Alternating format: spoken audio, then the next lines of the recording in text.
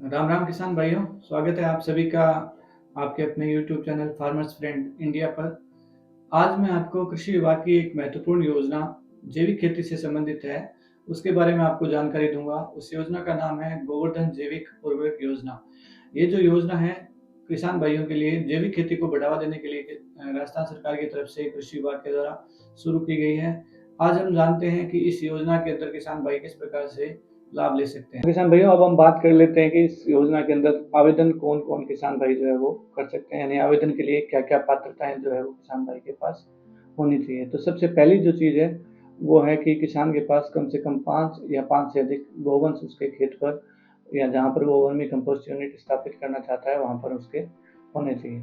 दूसरी बात, उसके पास कृषि योग्य भूमि होनी बहुत ही आवश्यक है। साझेदारी भूमि होने की स्थिति के अंदर किसान भाई आपसी सहमति से एक ही खसरे के अंदर दो अलग अलग आवेदन करने के लिए पात्र माना जाएगा। इसके साथ ही यदि भू स्वामित्व किसान के खुद के नाम से नहीं है, यानी कि पिताजी की मृत्यु के बाद या नामांतरण नहीं हुआ है, उस स्थिति के अंदर किसान भाई जो है वो राजस्व विभाग से या अपने हल्का पटवारी से जो है नोशनल शेयर प्रमाण पत्र प्रस्तुत करके इसमें आवेदन कर सकता है। इसके साथ ही एक सुविधा मंदिरों के लिए भी इसमें रखा गया है कि यदि मंदिर की रजिस्टर्ड भूमि है और जहाँ खेती हो रही हो थोड़ी बहुत, तो वहाँ पर भी मंदिर के पुजारी को संरक्षक का यदि दर्जा प्राप्त है तो वहाँ पर भी जो है वो वर्मी कंपोस्ट यूनिट की स्थापना की जा सकती है। आवेदन करने के लिए किसान भाई आज किसान साथी पोर्टल जो है कृषि विभाग का, उसको अपने एंड्रॉयड मोबाइल में डाउनलोड करके उस पर आप जन आधार के माध्यम से या SSOID के माध्यम से आवेदन कर सकता है। यदि उस स्थिति में समस्या आ रही है आपके, तो आप ई मित्र पर जाकर के जो है आवेदन कर सकते हैं।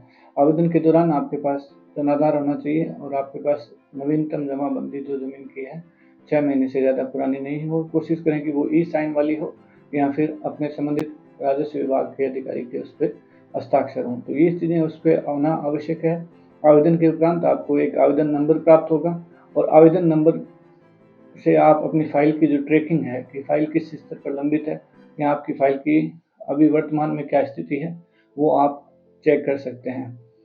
यदि आपके फाइल में डॉक्यूमेंट स्क्रूटनी के दौरान कुछ कमी पाई जाती है तो उस स्थिति के अंदर फाइल जो है आपको वापस रिवर्ट कर दी जाती है। रिवर्ट की हुई फाइल के अंदर जो कमियां विभाग द्वारा नोट की हुई है उनको आप दुरुस्त करके 15 दिवस के भीतर वापस भिजवा सकते हैं। यदि आप 15 दिवस के भीतर वापस नहीं भिजवाते हैं, उस स्थिति के अंदर आपकी पत्रावली जो है वो स्वतः ही निरस्त समझी जाती है। तो इस बात का आपको विशेष ध्यान रखना है कि फाइल लगाने के बाद आप अपनी जो फाइल की स्थिति है उसको आप राज्य किसान साथी पोर्टल के माध्यम से ट्रैक जरूर करें।